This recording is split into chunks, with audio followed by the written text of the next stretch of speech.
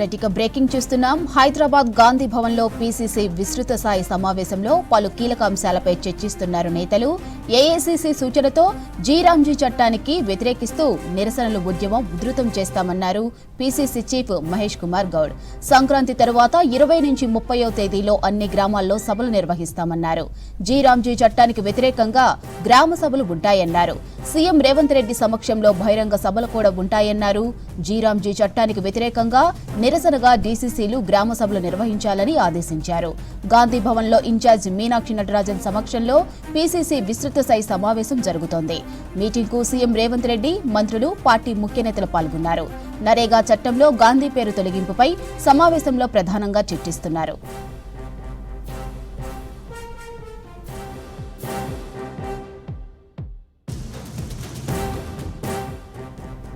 నరేగా చట్టం ఒక విప్లవాత్మక చట్టమన్నారు మంత్రి ఉత్తమ్ కుమార్ రెడ్డి. ఈ చట్టంతో గ్రామీణ ప్రాంతాల్లో అనేక విప్లవాత్మక మార్పులు జరిగాయన్నారు మంత్రి. సోనియా గాంధీ ఎంతో శ్రమించి పేదలకు పని చట్టాన్ని కల్పించారన్నారు. మోదీకి ఏ చట్టానికి గాంధీ పేరు ఉన్నదని, కాంగ్రెస్ ఈ చట్టం తెచ్చిందని, ఈ చట్టాన్ని రద్దు చేశారని మండిపడ్డారు ఉత్తమ్. మరోవైపు డీసీసీలపై మీనాక్షి నటరాజన్ గుస్సా అయ్యారు. ఇటీవల 33 మంది డీసీసీలకు బాధ్యతలు అప్పగించింది పార్టీ. కానీ ఇంకా పలువురు జిల్లా అధ్యక్షులు ఛార్జ్ తీసుకోకపోవడంపై మీనాక్షి నటరాజన్ క్లాస్ తీసుకున్నట్టు తెలుస్తోంది. డీసీసీల ప్రమాణం ఎందుకు ఆలస్యం చేస్తున్నారని ఆగ్రహం వ్యక్తం చేసినట్టు సమాచారం. రైట్, ఇదే అంశంపై మరిన్ని డీటెయిల్స్ మా ప్రతినిధి షరీఫ్ అందిస్తారు. చెప్పండి షరీఫ్, పీసీసీ విస్తృత స్థాయి మీటింగ్ సంబంధించి డీటెయిల్స్ ఏంటి? చీఫ్ మల్లికార్జున ఖార్గే చాలా స్పష్టంగా చెప్పారు. గుజరాత్ ఏఐసీసీ మీటింగ్లో డీసీసీల బాధ్యత చాలా కీలకం కాబోతోంది రానున్నటువంటి ఎన్నికల్లో అనేటువంటి కామెంట్ని చేశారు. అప్పటి నుంచి ఇటు ఏఐసీసీ పిలుపునిచ్చింది, డీసీసీల బాధ్యత కీలకం కాబోతుంది కాబట్టి వాళ్ళ ఎంపిక కూడా అంతే కీలకంగా ఉండాలని చెప్పి ఏఐసీసీ అబ్జర్వర్లను తీసుకొచ్చి దాదాపు. మిత్రులారా, ఈ సమావేశం కాంగ్రెస్ పార్టీ అధ్యక్షుడి నేతృత్వంలో జరిగిన ఈ సమావేశంలో జరుగుతున్న చర్చ కాంగ్రెస్ పార్టీ కార్యకర్తలకు, అభిమానులకు, శ్రేయోభిలాషులకే పరిమితమైన చర్చ కాదు. 140 కోట్ల జనాభా ఉన్న ఈ భారతదేశంలో 80% మహాత్మా గాంధీ జాతీయ ఉపాధి హామీ పథకంలో సభ్యులు. భారతదేశ జనాభాలో ప్రత్యక్షంగానో పరోక్షంగానో 80% జనాభా ఆధారపడిన ప్రపంచంలోనే అత్యంత ప్రజల ఆమోదం పొందిన మహాత్మా గాంధీ జాతీయ ఉపాధి హామీ పథకాన్ని పేదల మీద కక్షతో నరేంద్ర మోడీ ప్రభుత్వము నిబంధనల మార్పు ముసుగులో పథకాన్ని శాశ్వతంగా సమాధి చేయడానికి ఈరోజు కుట్ర చేస్తున్నది. అందుకు చట్టసభలను వినియోగించి మాకు అధికారం ఉంది, మాకు మెజారిటీ ఉంది, మేము పేదలను అణచివేస్తాం. ఒకనాడు భారతదేశ స్వతంత్ర పోరాటంలోనే కాదు, సామాజిక సంఘకర్తలందరూ కొట్లాడి వెట్టి చాకిరి నుంచి విముక్తి కలిగించిండ్రు. వెట్టి చాకిరి గురించి నేను కొత్తగా చెప్పాల్సిన పని లేదు. తెలంగాణ ప్రాంతంలో ప్రతి గ్రామంలో, తండాలలో, గూడాలలో పేదలందరికీ తెలుసు వెట్టి చాకిరి గురించి. ఒకప్పుడు దేశ్ముఖుల దగ్గరనో, గడీల దగ్గరనో, దొరల దగ్గరనో పేదలు కట్టు బానిసలుగా వెట్టి చాకిరి చేస్తూ బతికేవాళ్ళు. వాళ్ళు దయదలిచి పెడితే తిన్నట్టు, లేకపోతే వాళ్ళ దయా దాక్షిణ్యాల మీదనే జీవించే పరిస్థితులు ఆనాడు వెట్టి చాకిరిలో ఉన్నాయి. ఈ వెట్టి చాకిరి నుంచి విముక్తే కాదు, దేశ ప్రజలకు స్వతంత్రాన్ని ఇచ్చి దేశ ప్రజలకు ఓటు హక్కును కల్పించింది కాంగ్రెస్ పార్టీ, మహాత్మా గాంధీ, డాక్టర్ బాబాసాహెబ్ అంబేద్కర్. ఈనాడు గతాన్ని ఒక్కసారి గుర్తు చేయాలి. భవిష్యత్ తరాలకు మనం చెప్పవలసిన బాధ్యత ఈ సమావేశంలో ఉన్న ప్రతి ఒక్కరి మీద ఉన్నది. దేశ స్వతంత్రం వచ్చిన తర్వాత ఈ దేశాన్ని ఏ విధంగా ముందుకు తీసుకెళ్ళాలి, ఈ దేశంలో పరిపాలన ఏ విధంగా కొనసాగించాలని చర్చ జరగడానికి ఆనాడు కాంగ్రెస్ పార్టీ కాన్స్టిట్యూయెంట్ అసెంబ్లీని ఏర్పాటు చేసింది. మేధావులను, ఆనాడు పరిపాలనలో భాగస్వాములందరినీ చట్టాల మీద అవగాహన ఉండి ప్రపంచ దేశాలలో జరుగుతున్న పరిపాలన మీద అవగాహన ఉన్న వాళ్ళను ఏర్చి కూర్చి దానికి చైర్పర్సన్గా డాక్టర్ బాబాసాహెబ్ అంబేద్కర్ గారిని రాజ్యాంగాన్ని రచించడానికి ఆనాడు కాంగ్రెస్ పార్టీ నియమించింది. ఆ సందర్భంగా చాలా చర్చలు జరిగినాయి, సూచనలు వచ్చినాయి, వాదోపవాదాలు జరిగినాయి. భారతీయ జనతా పార్టీ భావజాలం ఉన్నవాళ్ళు ఈ దేశంలో పేదవాళ్లకు ఓటు హక్కు ఉండడానికి వీలు లేదు, కేవలం శ్రీమంతులకు ఉన్నత వర్గాలకు మాత్రమే ఈ దేశంలో ఓటు హక్కు ఉండాలని ఆనాడు వాదించారు. అప్పుడు మహాత్మా గాంధీ గారు, డాక్టర్ బాబాసాహెబ్ అంబేద్కర్ ఈ పేద ప్రజలకు నేను ఇచ్చే ఆయుధమే ఓటు, ఓటు అనే ఆయుధం ద్వారా వాళ్ళు హక్కులను సాధించుకుంటారని మొట్టమొదట పేదలకి దేశంలో తమల్ని పరిపాలించడానికి అవసరమైన చట్టాలను శాసనాలను చేసే ప్రతినిధులను ప్రతి 5 సంవత్సరాలకు ఒక్కసారి ఎన్నుకునే అధికారము, ఆ అధికారమే ఓటు, ఓటు అనే ఆయుధాన్ని ఆనాడు పేదలకు భారతీయ జనతా పార్టీ పూర్వాశ్రమంలో ఉన్న జనసంఘ కావచ్చు, ఆ వాసనలో ఉన్న వాళ్ళ యొక్క ఆలోచనకు వ్యతిరేకంగా ఆనాడు కాంగ్రెస్ పార్టీ, మహాత్మా గాంధీ గారు, డాక్టర్ బాబాసాహెబ్ అంబేద్కర్ గారు పేదలకు ఓటు హక్కు ఇచ్చి ఈనాడు ఉన్న రాజ్యాంగాన్ని మనకిచ్చారు. ఆ రాజ్యాంగాన్ని 75 సంవత్సరాలు పూర్తి చేసుకుంటున్న సందర్భంలో 2024 పార్లమెంట్ ఎన్నికల సందర్భంగా నరేంద్ర మోడీ గారి నాయకత్వంలో ఈ పేద ప్రజలకు అనుకూలమైన పేద ప్రజలకు హక్కు కల్పించిన, పేద ప్రజలకు భద్రత కల్పించిన రాజ్యాంగాన్ని మార్చడానికి కుట్ర చేసి 400 సీట్లు మాకు ఇవ్వండి, మేము నూతన పరిపాలన తీసుకొస్తామని చెప్పి భారతీయ జనతా పార్టీ ప్రజల దగ్గరికి వెళ్ళారు. అప్పుడు కాంగ్రెస్ పార్టీ శ్రీమతి సోనియా గాంధీ గారు, మల్లికార్జున్ ఖర్గే గారు, రాహుల్ గాంధీ గారు వీళ్ళు ఈ రాజ్యాంగాన్ని మార్చడం ద్వారా పేదలకు అన్యాయం చేసి పేదల హక్కులను కాలరాసి కార్పొరేట్ కంపెనీలకు ఈ దేశాన్ని మళ్ళీ తిరిగి అప్పచెప్తారు. ఆనాడు ఈస్ట్ ఇండియా కంపెనీ ముసుగులో ఈ దేశాన్ని ఆక్రమించుకున్న బ్రిటిషర్స్ వారసత్వంగా బీజేపీ అంటే బ్రిటిషర్స్ జనతా పార్టీ అని చెప్పుకునే విధంగా ఈరోజు రాజ్యాంగంలో మార్పు తీసుకోవడానికి ప్రయత్నం చేస్తారు. ప్రజాస్వామ్యమే ప్రమాదంలో పడబోతున్నది. ప్రజలంతా జాగ్రత్తగా ఆలోచన చేయండి. డాక్టర్ బాబాసాహెబ్ అంబేద్కర్ గారు ఇచ్చిన రాజ్యాంగాన్ని బీజేపీ రద్దు చేయబోతుంది అని చెప్పి రాహుల్ గాంధీ గారు, ఖర్గే గారు అన్ని రాష్ట్రాలు తిరిగి ప్రజల్ని అప్రమత్తం చేసిండ్రు. అందుకే అత్యంత అంబేద్కర్ గారి ప్రభావితమైన రాష్ట్రాలైన మహారాష్ట్ర, ఉత్తరప్రదేశ్లో భారతీయ జనతా పార్టీని, ఎన్డీఏను తుడిచిపెట్టేసిండ్రు అక్కడ. అందుకే ఈరోజు భారతీయ జనతా పార్టీ 240 సీట్ల దగ్గర ఆగిపోయింది. ఎన్డీఏ కూటమి ఈరోజు అధికారంలోకి రావడం వల్ల, వాళ్ళు ఆశించిన 400 సీట్లు సాధించకపోవడం వల్ల రాజ్యాంగాన్ని సమూలంగా మార్చి వాళ్ళకు అనుకూలంగా రాసుకోవాలన్న ఆలోచన వాయిదా పడ్డది. ఎప్పుడైతే రాజ్యాంగాన్ని మార్చలేకపోయినో, ఎప్పుడైతే పేదల హక్కులను కాలరాసి ఈస్ట్ ఇండియా కంపెనీలకి ఈనాడు ఉన్న అదానీ అంబానీలకి దేశాన్ని అప్పజెప్పాలన్న ప్రణాళిక వాళ్ళు కుట్రపూరితంగా ఆలోచన చేసిండ్రో అది అమలు చేయలేకపోయినరు. అందుకే ఈరోజు ఆ పథకాన్ని, ఆ ఆలోచనని ఇంకొక రూపంలో అమలు చేయాలని బయలుదేరారు. అదే ఈనాడు ఓటర్ల ప్రక్షాళన అని చెప్పి SIR తీసుకొచ్చిండ్రు.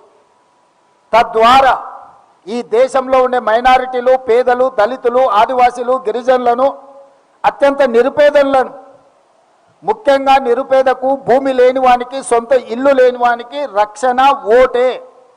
ఓటు ఒక్కటే ఆయుధం. ఇల్లు లేని వాడికి, ఆస్తి లేని వాడికి గుర్తింపే ఓటు.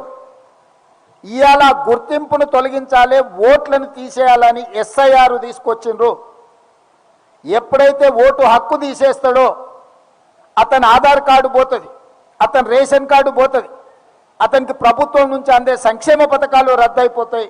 చివరికి దేశంలో ఉండాలనా లేదా అని అంటే అతను ఉండాలనా లేదా అని నిర్ణయించేది కూడా భారతీయ జనతా పార్టీ చేతిలోకి వెళ్తుంది. అట్లా కోట్లాది మంది పేదలని ఈ దేశ పౌరులే కాదు అని చెప్పి వాళ్ళని తిరిగి వెట్టి చాకిరి కింద బానిసలుగా తయారు చేయడానికి ఈరోజు భారతీయ జనతా పార్టీ కుట్ర చేస్తుంది. ఈరోజు ఎస్ఐఆర్ వెనకాల ఒక పెద్ద కుట్ర ఉన్నది.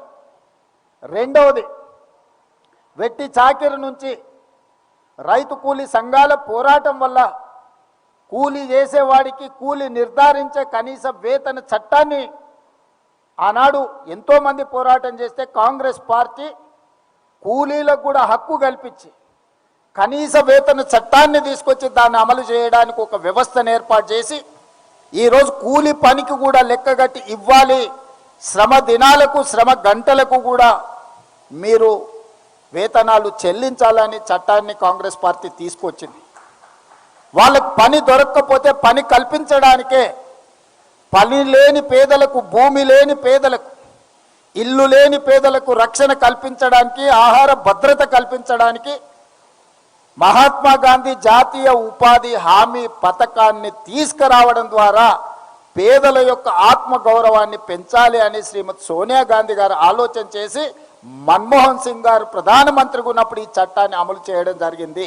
దానికి ప్రధానమైన స్ఫూర్తి ఆనాడు ఉమ్మడి ఆంధ్రప్రదేశ్ మెదక్ జిల్లాలో పునాది పడ్డది.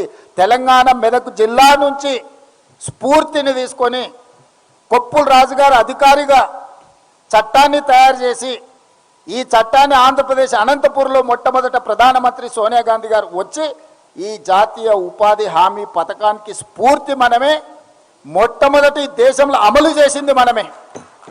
ప్రపంచానికే ఆదర్శంగా ఉన్న ఉపాధి హామీ చట్టము అమలు జరగడానికి తెలుగు రాష్ట్రాలే ప్రధాన కారణము. ఆనాడు సోనియా గాంధీ గారు, మన్మోహన్ సింగ్ గారు ఇక్కడి నుంచి పథకాన్ని ప్రారంభించారు.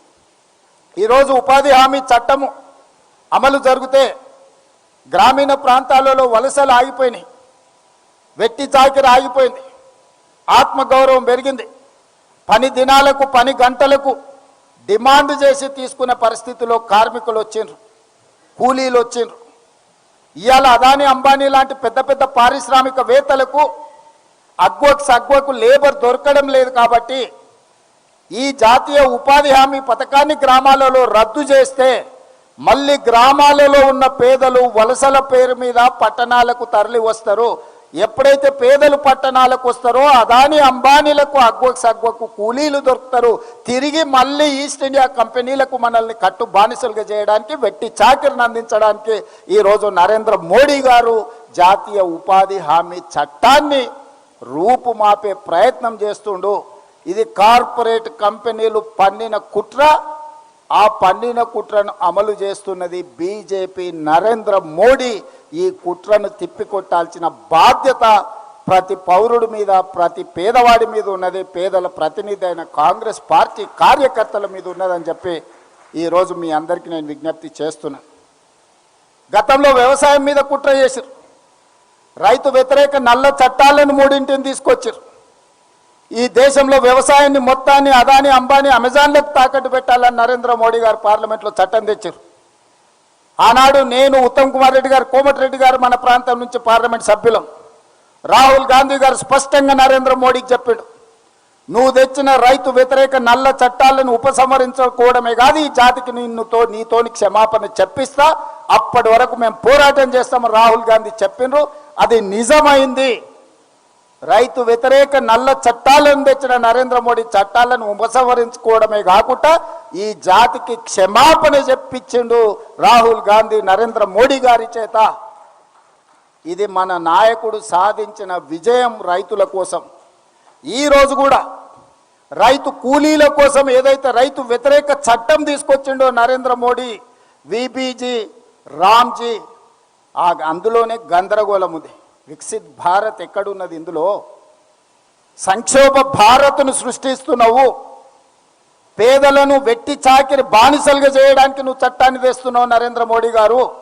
ఈరోజు మళ్ళీ ఏ తెలంగాణ రాష్ట్రం అయితే ఈ చట్టానికి స్ఫూర్తినిచ్చిందో, ఏ తెలుగు భాషల ప్రాంతంలో మొట్టమొదట అమలు జరిగిన మహాత్మా గాంధీ జాతీయ ఉపాధి హామీ చట్టం ఉందో పునరుద్ధరించే వరకు నీతోని కొట్లాడతాం. ఈ చట్టం పేదలకు వ్యతిరేకంగా తెచ్చినందుకు మళ్ళీ పేదలకు, ఈ జాతికి క్షమాపణ చెప్పే వరకు నరేంద్ర మోడీ గారిని వదిలే సమస్యనే లేదు. దీని మీద సంపూర్ణమైన కార్యాచరణ ఏఐసిసి నుంచి ఆదేశాలు అందుకొని మనందరం కూడా క్షేత్రస్థాయిలో వెళ్ళి ప్రజలకు వివరించాలి. ఈ చట్టం ఏదో మార్పు కాదు, ఈ చట్టం మనల్ని తిరిగి కార్పొరేట్ కంపెనీలకు కట్టు బానిసలుగా మార్చడానికి తీసుకొచ్చిన చట్టం. ఈ చట్టాన్ని సంపూర్ణంగా తెలంగాణ శాసనసభ ఏకగ్రీవ తీర్మానం ద్వారా తిరస్కరించింది. శాసనసభలో మొదలైన తీర్మానం గ్రామ సభలకు వెళ్ళాలి. ప్రతి గ్రామ సభ పెట్టి ఈనాడు 12,702 మంది గ్రామ సర్పంచులు ఎవరైతే ఎన్నికైనరో 12,702 మంది గ్రామ సర్పంచులు గ్రామ సభలు పెట్టడం ద్వారా ఈ చట్టాన్ని తిరస్కరిస్తూ ఏకగ్రీవ తీర్మానాన్ని గ్రామ సభలలో ప్రవేశపెట్టాలి. జనవరి 20 తారీఖు నుంచి 30 తారీఖు లోపల ప్రతి గ్రామ పంచాయతీలో గ్రామ సభ నిర్వహించడం ద్వారా ఈ 10 రోజుల్లో ప్రతి గ్రామ సభలో కేంద్ర ప్రభుత్వం ప్రవేశపెట్టిన ఈ రైతు కూలీ వ్యతిరేక చట్టాన్ని, జాతీయ ఉపాధి హామీ పథక రూపురేఖల మార్పును వ్యతిరేకిస్తూ గ్రామ సభలలో తీర్మానం ప్రవేశపెట్టాలి. ఎగ్జాక్ట్గా ఏ తీర్మానం ప్రవేశపెట్టాలనో మొన్న శాసనసభలో సీతక్క గారు శాసనసభలో ప్రవేశపెట్టిన తీర్మానం యొక్క మ్యాటర్ని, ఆ వివరాలన్నిటిని కూడా గ్రామ సభలకు పంపాలి. ఇది గ్రామ సభల సర్పంచుల బాధ్యతనే కాదు, ప్రతి ఒక్క ప్రజాప్రతినిధి యొక్క బాధ్యత. అందుకే ఈరోజు ప్రతి శాసనసభలో ఉండే శాసనసభ్యుడు తన నియోజకవర్గంలో పూర్తి స్థాయిలో ఈ కార్యాచరణ అమలు చేయడానికి వాళ్ళు పూనుకోవాలి. అదేవిధంగా శాసన మండలి సభ్యులు, పార్లమెంట్ సభ్యులు క్షేత్రస్థాయిలో తిరగాలి. ఈరోజు 15 మంది ఏదైతే మంత్రులు ఉన్నారో హైదరాబాద్, సికింద్రాబాదులో ఉపాధి హామీ పథకం ఉండదు. ఈ 2 పార్లమెంట్లను పక్కన పెడితే 15 పార్లమెంటు స్థానాలలో 15 మంది మంత్రులను ఒక్కొక్క పార్లమెంటుకు ఒక్కొక్క మంత్రి ఇన్ఛార్జిగా బాధ్యత తీసుకొని ఆ పార్లమెంటు పరిధిలో ఉన్న ప్రతి గ్రామ పంచాయతీలో తీర్మానాలు జరిగే విధంగా తీర్మాన కాపీలను సేకరించే విధంగా 15 మంది మంత్రులను 15 పార్లమెంట్లకు బాధ్యత వేయాల్సిందిగా నేను ఏఐసిసి ఇన్ఛార్జ్ మీనాక్షి నటరాజన్ గారికి, మా మిత్రులు మహేష్ కుమార్ గౌడ్ గారికి విజ్ఞప్తి చేస్తున్నాను. 20 తారీఖు నుంచి 30 తారీఖు లోపల జరగబోయే గ్రామ సభలు జాతీయ ఉపాధి హామీ పథకాన్ని పునరుద్ధరించడానికి అవసరమైన తీర్మానాలకు 15 పార్లమెంట్లకు 15 మంది మంత్రులను మీరు బాధ్యతలుగా నియమించండి. పార్టీ పరంగా, ప్రభుత్వ పరంగా నేను ఆదేశాలు ఇస్తా, పార్టీ పరంగా మీరు ఆదేశాలు ఇవ్వండి, వాళ్ళ బాధ్యత. అదేవిధంగా పార్టీ శ్రేణులు స్థాయి ఉన్న నాయకులను, ఎన్ని మండలాలు ఉన్నాయో ప్రతి మండలానికి ఒక నాయకుని మీరు అపాయింట్ చేయండి. జిల్లా స్థాయి నాయకులను, రాష్ట్ర స్థాయి నాయకులను, జాతీయ స్థాయి నాయకులు కూడా ఈ కార్యక్రమంలో పాల్గొనాలి. ఒక్కొక్కరు ఒక మండల బాధ్యత తీసుకోవాలి. నేను కూడా ఒక మండలం బాధ్యత తీసుకుంటా. ప్రత్యేకంగా ముఖ్యమంత్రిగా కార్యక్రమాలు చేయడమే కాదు, ఒక మండలం బాధ్యత, ప్రతి గ్రామంలో పని జరిగిందా లేదా చూసే బాధ్యత, పర్యవేక్షించే బాధ్యత ముఖ్యమంత్రిగా నేను కూడా ఒక మండల బాధ్యత తీసుకుంటా. ఈ పార్టీలో జాతీయ స్థాయి నుంచి జిల్లా స్థాయి వరకు ఉన్న నాయకులు అన్ని మండలాలకు ఒక్కొక్కరు బాధ్యత తీసుకొని 20 తారీఖు నుంచి 30 తారీఖు లోపల ఈ కార్యక్రమాన్ని నిర్వహించడానికి అవసరమైన కార్యాచరణ తీసుకోవాలి. ప్రతి ఒక్క మండలానికి ఒక నాయకుడి పేరు మీరు అధికారికంగా ప్రకటించాలి. ఆ నాయకుడిదే ఆ మండలంలో బాధ్యత. ఆ మండలంలో ఏదైనా కార్యక్రమాలు జరగలేదంటే ఆ నాయకులే దాని మీద పూర్తి బాధ్యత తీసుకోవాలి. మీరు ఆ విధంగా కార్యాచరణను నిర్ధారించండి. అదేవిధంగా ఫిబ్రవరి 3 తారీఖు నుంచి 9 ఉమ్మడి జిల్లాలు ఉన్నాయి మనకు. హైదరాబాదు జిల్లాలో ఉపాధి హామీ ఉండదు కాబట్టి మిగతా గ్రామీణ ప్రాంతాల్లో ఉన్న 9 జిల్లాలలో ఫిబ్రవరి 3 తారీఖు నాడు మహబూబ్ నగర్ జిల్లాలో మొదలుపెట్టి ప్రతిరోజు ఒక జిల్లాలో ఒక్కొక్క 1,00,000 మందితోని దీనికి వ్యతిరేకంగా పెద్ద ఎత్తున బహిరంగ సభలు చేద్దాం. 9 జిల్లాలు నేను పర్యటన చేస్తా. ఫిబ్రవరి 3 తారీఖు నాడు మొదలుపెట్టి 9 జిల్లాలల్లో నరేంద్ర మోడీ గారి యొక్క దుర్మార్గమైన ఆలోచన, పేద ప్రజల యొక్క వ్యతిరేక చట్టం, రైతు కూలీలను కట్టు బానిసలుగా మార్చడానికి చేస్తున్న ప్రయత్నాన్ని తిరస్కరిస్తూ 9 జిల్లాలల్లో పెద్ద ఎత్తున సభలు పెట్టాలి. ప్రతి సభకు ఒక మంత్రికి బాధ్యత ఇచ్చి 9 సభల నిర్వహణ కూడా దీన్ని ముందుకు తీసుకెళ్ళాలి. ఈ నిర్వహణ బాధ్యతను, సమన్వయ బాధ్యతను పొంగులేటి శ్రీనివాసరెడ్డి గారిని తీసుకోవాల్సిందిగా నేను చెప్తున్నాను. టోటల్గా పర్యవేక్షణ, ఈ అన్ని కార్యక్రమాల పర్యవేక్షణకు ఈరోజు మహేష్ కుమార్ గౌడ్ గారు, బట్టి విక్రమార్క గారు, అక్క మీనాక్షి నటరాజన్ గారు, వీళ్ళు ముగ్గురు టోటల్ కార్యక్రమాలను పర్యవేక్షిస్తారు. ఈ కార్యక్రమాలకు రాష్ట్ర స్థాయిలోనే కాకుండా జాతీయ స్థాయిలో సోనియా గాంధీ గారు వస్తే అత్యంత సంతోషపడే వ్యక్తిని. ఎందుకంటే ఈ చట్టానికి రూపకల్పన చేసి ఈ చట్టాన్ని మనకు అందించింది శ్రీమతి సోనియా గాంధీ గారు.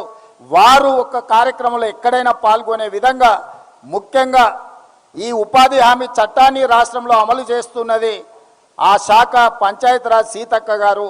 సీతక్క గారి నియోజకవర్గ ప్రాంతంలో పెద్ద బహిరంగ సభ పెట్టి సోనియా గాంధీ గారు, రాహుల్ గాంధీ గారు, లేకపోతే ప్రియాంక గాంధీ గారు ఎవరో ఒకరిని ఆ సభకు మొట్టమొదటి ప్రాధాన్యత శ్రీమతి సోనియా గాంధీ గారు. వారి ఆరోగ్య పరిస్థితి సహకరిస్తే వారిని తెచ్చే విధంగా, లేకపోతే ఖర్గే గారు, రాహుల్ గాంధీ గారు, ప్రియాంక గాంధీ గారిని తెచ్చే విధంగా మీ నియోజకవర్గ ప్రాంతంలో 1,00,000 మందితోటి ఈ చట్టాన్ని రద్దు చేయడానికి, నరేంద్ర మోడీ మీద యుద్ధం చేయడానికి కార్యక్రమాన్ని రూపకల్పన చేసుకోవాల్సిందిగా నేను వారికి సూచన చేస్తున్నా. ఇట్లా అన్ని రకాలుగా మనం ఈ కార్యక్రమాలను ఫిబ్రవరి 13 తారీఖు లోపల చేసుకుంటే ఫిబ్రవరి 1కి ఈరోజు బడ్జెట్ను ప్రవేశపెట్టబోతున్నారు. ఈ 20 తారీఖు నుంచి 30 తారీఖు లోపల మీరు చేసిన తీర్మానాలన్నిటినీ మన పార్లమెంట్ సభ్యులు గ్రామ సభల తీర్మానాన్ని తీసుకెళ్ళి లోక్సభలో రాహుల్ గాంధీ గారికి, రాజ్యసభలో మల్లికార్జున్ ఖర్గే గారికి ఇచ్చి ఈ అంశాలను పార్లమెంట్ సమావేశాలల్లో మొట్టమొదటి రోజు బడ్జెట్ సమావేశాలలోనే నరేంద్ర మోడీ గారు తెచ్చిన చట్టానికి వ్యతిరేకంగా నిరసన కార్యక్రమాలలో మన పార్లమెంట్ సభ్యులు కూడా పాల్గొనే విధంగా కార్యాచరణను నిర్ధారించుకోవాలి. దానికి ఏఐసిసి ఇన్ఛార్జ్ గారు, డిప్యూటీ సీఎం గారు, అదేవిధంగా పిసిసి అధ్యక్షులు సమన్వయం చేసుకొని జాతీయ స్థాయికి కూడా మనం అనుకుంటున్న కార్యాచరణని వాళ్ళకు అందజేయాలి. అందుకే మిత్రులారా, ఈరోజు ప్రధానమైన ఉద్దేశం జాతీయ ఉపాధి హామీ పథకం రద్దుకు సంబంధించిన కార్యక్రమానికి తెలంగాణ రాష్ట్రం మొట్టమొదటి శాసనసభ మనమే వ్యతిరేకిస్తూ తీర్మానం చేసినాం. పెద్ద ఎత్తున గ్రామాన చిన్న చిన్న తండాలలో కూడా గ్రామ పంచాయతీలు ఉన్నాయి. ప్రతి తండాలో, ప్రతి గూడెంలో కూడా ఈ తీర్మానం జరిగితే నరేంద్ర మోడీ గారికి కనువిప్పు కలుగుతుంది. ఈ చట్టం పునరుద్ధరించే వరకు విశ్రమించని పోరాటం మనం చెయ్యాలి. మన అందరి సహకారం ఉండాలి, మన అందరం ముందుకు వెళ్ళాలి అని చెప్పి నేను ఈ సందర్భంగా మీ అందరికీ గుర్తు చేస్తున్నా. అదేవిధంగా మున్సిపల్ ఎన్నికలు కూడా రాబోతున్నాయని ఎన్నికల కమిషనర్ సమీక్ష చేస్తున్నారు. 2023లో ప్రభుత్వం ఏర్పడ్డది డిసెంబర్ మాసంలో. అంటే కార్యకర్తల యొక్క శ్రమ, 10 సంవత్సరాలు కార్యకర్తలు ఎదుర్కొన్న కష్టము, నష్టము, కేసులు, ఆస్తులు, ప్రాణాలు పోగొట్టుకొని ఈ పార్టీ జెండా భుజం మీద మోసి 2023లో అధికారం తీసుకొచ్చిండ్రు. మనం అందరం కూడా ఈరోజు మంత్రులుగా, ముఖ్యమంత్రిగా వివిధ హోదాలలో ఉన్నాం. ఇది కార్యకర్తల శ్రమ. ఆ తర్వాత నేను చెప్పిన మా ఎన్నికల్లో మీరు పనిచేసిండ్రు, మీ ఎన్నికల్లో మేము పనిచేస్తామని చెప్పి మన గ్రామ పంచాయతీ ఎన్నికల్లో పూర్తి స్థాయిలో సమయం ఇచ్చి జిల్లా పర్యటనలు చేసి అందరినీ సమన్వయం చేసుకుంటూ గ్రామ పంచాయతీ కార్యకర్తల ఎన్నికలు, గ్రామ పంచాయతీ ఎన్నికలు అంటే కాంగ్రెస్ పార్టీ జెండా మోసిన కార్యకర్తల ఎన్నికలు. అందులో 66% కాంగ్రెస్ పార్టీ విజయం సాధించింది. టీఆర్ఎస్కి 27% వస్తే బీజేపీకి 6%, వాళ్ళిద్దరు పొత్తులు కలిసి 33%, 1% కమ్యూనిస్టు సోదరులకు వచ్చింది. 2/3 మెజారిటీ అబ్సల్యూట్ గ్రామ పంచాయతీలలో మనం పట్టు సాధించినాం. ఇప్పుడు మున్సిపల్ ఎన్నికలు రాబోతున్నాయి. 23లో అసెంబ్లీ ఎన్నికల్లో నెగ్గి చూపించినాం. 24 పార్లమెంట్ ఎన్నికల్లో బీఆర్ఎస్ను పొందబెట్టి గుండు సున్నాకు తీసుకెళ్ళినాం. కంటోన్మెంట్ అసెంబ్లీ ఎన్నికల్లో టీఆర్ఎస్ను ఓడించినాం. జూబ్లీహిల్స్ ఉప ఎన్నికల్లో టీఆర్ఎస్ను ఓడించినాం. సర్పంచ్ ఎన్నికల్లో ఓడించి మన సత్తా చూపించిండ్రు కార్యకర్తలు. రాబోయే మున్సిపల్ ఎన్నికల్లో కూడా ఈ 2 సంవత్సరాల్లో అన్ని ఎన్నికల్లోనే మనం గెలుస్తూ వచ్చినాం. రేపటి మున్సిపల్ ఎన్నికల్లో కూడా అబ్సల్యూట్ మెజారిటీ సాధించి అన్ని మున్సిపాలిటీల మీద కాంగ్రెస్ పార్టీ జెండా ఎగరేస్తే స్థానిక సంస్థలలో మన పట్టుంటే మన మంత్రులు, మన ఎంపీలు, మన ఎమ్మెల్సీలు, మన ఎమ్మెల్యేలు నిధులు ఇయ్యగలరు, గల్లీలు అభివృద్ధి చెయ్యగలరు. ఈ విషయాన్ని ప్రజలకు చెప్పాలి. ఇవాళ ప్రభుత్వం మన దగ్గర ఉంది. రాబోయే 8 సంవత్సరాలు కనీసంగా మనం అధికారంలో ఉంటాం. ఏ గల్లీ అభివృద్ధి జరగాలన్నా ప్రభుత్వంతోనే సాధ్యమవుతుంది. ప్రభుత్వం నిధులు మంజూరు చేస్తేనే సాధ్యమవుతుంది. ఆ నిధులు మంజూరు కావాలంటే అక్కడ ఉండే స్థానిక సంస్థల ప్రతినిధులు ప్రభుత్వంతో సమన్వయం చేసుకోవాలి. మంత్రుల దగ్గరికి వెళ్ళి ఏం నిధులు కావాలనో అడగాలి. ఇవాళ బీఆర్ఎస్ బీజేపీ వాళ్ళు సభలోనే చర్చలకు వస్తలేరు. ప్రజల సమస్య పరిష్కారం కోసం ఈ 2 సంవత్సరాలలో బీఆర్ఎస్ వాళ్ళు ఒక్కడు కూడా వచ్చి నా దగ్గర కాగితం అడగలేయా, నేను ఎమ్మెల్యేను, మా నియోజకవర్గానికి నిధులు కావాలి అంటే వాళ్లకు రాజకీయ పరమైన పదవులే కావాలి కానీ గ్రామీణ ప్రాంతాల అభివృద్ధి వాళ్ళకు పట్టు లేదు.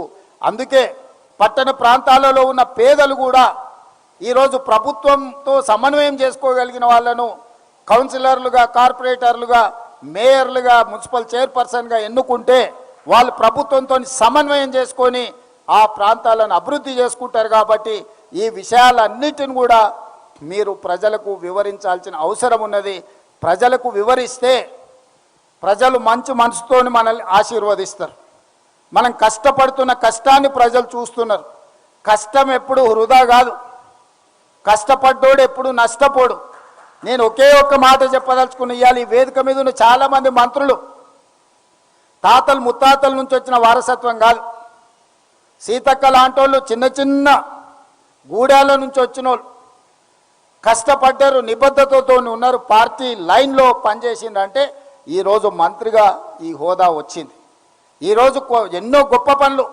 సీతక్క మంత్రి అయింది కాబట్టి సమ్మక్క సారలమ్మ జాతరకు నిధులే కాదు, ఈరోజు 1000 సంవత్సరాలకు అవసరమైన అభివృద్ధి కార్యక్రమాలనికి తనకు నచ్చిన ఇష్ట దైవం సమ్మక్క సారలమ్మ అభివృద్ధి కార్యక్రమానికి ఇలా తను నిధులు తీసుకెళ్ళగలిగింది. ఈరోజు ప్రజలల్లో ఉండి ప్రజాప్రతినిధులుగా ఎన్నికైతే మీ గల్లీ కావచ్చు, మీ గ్రామ పంచాయతీ కావచ్చు, మీ మండలం కావచ్చు, లేకపోతే మీ అసెంబ్లీ కావచ్చు, మీ జిల్లాకు కావచ్చు, మీరు నిధులు తీసుకుపోవడానికి అవకాశం ఉంటుంది. ఎన్నికలలో ఓడిన తర్వాత ఎన్ని చెప్పినా దానివల్ల ప్రయోజనం లేదు. కారణాలు ఎవరు విన్నారు? जो जीता वही सिकंदर, जो नहीं जीतेगा वो कुछ भी बोलने दो, कोई सुनने वाला नहीं रहेगा. आज हम सरकार बनाए इसीलिए लोग अपने बात सुन रहे. अगर सरकार नहीं बनाए तो प्रवीण जी मामला वहीं खत्म. तो इसीलिए सबसे मेरा एक ही गुजारिश है, चुनाव ऐसा वैसा नहीं है. लोग बोल रहे भाई जो जुबली इलेक्शन में गली गली में क्यों मुख्यमंत्री घूम रहा है, सरपंच इलेक्शन में क्यों मुख्यमंत्री घूम रहा है. तो जिस दिन अपने लिए जो मेहनत की, अपने लिए जो पसीना खून दे दिए, जब उनको जिताने के लिए गली गली नहीं घर घर भी घूमना पड़ता. गली गली छोड़ दो, गांव गांव छोड़ दो, घर घर घूम के उन लोगों को जिताना है. वो लोग मेहनत किए तो हम लोग नेता बने, नहीं है तो हमको कोई पहचान नहीं है. कांग्रेस पार्टी नहीं है तो हमको कोई पहचान नहीं है. ये कुर्सी नहीं है तो हमारे लिए कोई पहचान नहीं है. रेवंत रेड्डी, महेश गौड़ बोले तो ऐसे बहुत सारे लोग हैं दुनिया में. कौन रेवंत रेड्डी, कौन महेश गौड़. आज कांग्रेस के अध्यक्ष बना इसीलिए पूरा देश में उनको पहचान रहा है. आज मैं मुख्यमंत्री बना कांग्रेस पार्टी की वजह से. आज देश भर दुनिया भर मेसी भी आके अपने से फुटबॉल खेला है. नहीं है तो कौन देखेगा. फुटबॉल देखने के लिए भी भट्टी जी एक पास भी नहीं देते थे. है नहीं, ये हकीकत है. अपने को पसंद है ना पसंद है, ये सच है.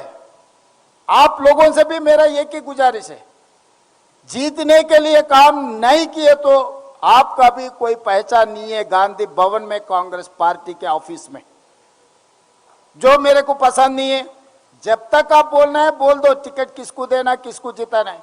जब पार्टी एक निर्णय ले लिए, पार्टी के लाइन पे चलना, उसके बाद कुछ बोलने का हक किसी नेता को नहीं है. जब तक पार्टी तय नहीं करेगा तब तक आप कुछ भी बोलो. पार्टी के अंदर दफ्तर में जाके अध्यक्ष के लिए अध्यक्ष को बोल दो, मंडल अध्यक्ष भी हो, जिला अध्यक्ष भी हो, राज्य अध्यक्ष भी हो, आप बंद कमरे में कुछ भी बोलो. मगर एक बार पार्टी अगर तय कर दिया, किसी को बी फॉर्म दे दिया, हो गए बात वहीं. उनको जिताना नहीं जिताता हूं मैं, मेरा पसंद नहीं है, मेरे रिश्तेदार नहीं है, मेरे दोस्त नहीं है, सब कोई सुनने के लिए यहाँ पर कोई खाली बैठे नहीं है। जो नहीं जिताता है उनका भी दरवाजा बंद हो जाएंगे। इतना तो याद रख के चलना आने वाले चुनाव में, क्योंकि दीदी ने जो बात कहा, जिस दिन इंदिरा जी को दिक्कत आई, इंदिरा जी उधर इधर नहीं गई, तेलंगाना आ गए, मेदक से पार्लियामेंट चुनाव जीतकर इस देश का प्रधानमंत्री बने। जब शहीद हो गए इंदिरा जी, तब मेदक पार्लियामेंट मेंबर थी। जब देश दिक्कत में थे, कांग्रेस पार्टी और गांधी परिवार को खड़ा होकर मदद दी है इस तेलंगाना जमीन ने। आज भी राहुल जी को सताने के लिए ईडी, इनकम टैक्स, सीबीआई सब कुछ केसेस लगा रहे नरेंद्र मोदी जी। इसीलिए मैं मेरे दोस्तों से एक ही गुजारिश है, आज हम सब राहुल जी के साथ खड़ा होकर उनको देश का प्रधानमंत्री बनाना है। जिस दिन जब देश दिक्कत में थे, इंदिरा जी को यहां से हम प्रधानमंत्री बनाए। आज भी इस देश दिक्कत में है, गांधी परिवार दिक्कत में नहीं है, इस देश 140 करोड़ जनता दिक्कत में है।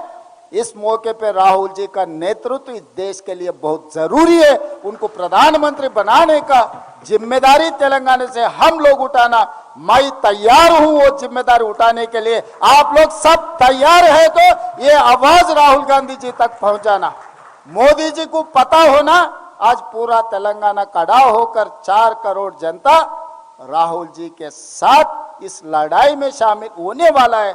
आने वाले चुनाव में मोदी जी को हरा देके राहुल जी को इस देश का प्रधानमंत्री बनाने के लिए हम लोग पूरे के लिए तैयारी कर लेंगे। ये तैयारी में आप सब लोग शामिल होना, हाथ उठा के जय कांग्रेस, जय जय कांग्रेस, రాహుల్ గాంధీ గారి నాయకత్వం। ధన్యవాదాలు మిత్రులారా।